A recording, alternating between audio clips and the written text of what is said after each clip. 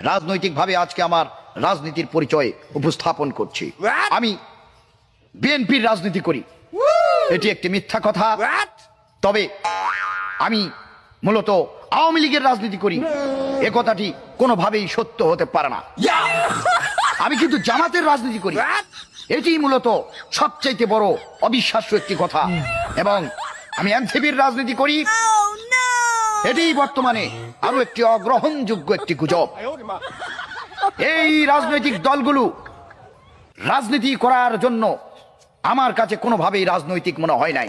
আমি আমার রাজনীতি করি, সুতরাং রাজনৈতিকভাবে আমি অন্য রাজনীতিতে সমর্থন করতে পারি না। প্রিয় বন্ধুগণ, তাই রাজনৈতিকভাবে আমি কোনো দল করব কিনা সেটি আমি রাজনীতির একটি ভিডিওর মাধ্যমে আপনাদেরকে জানিয়ে দিব।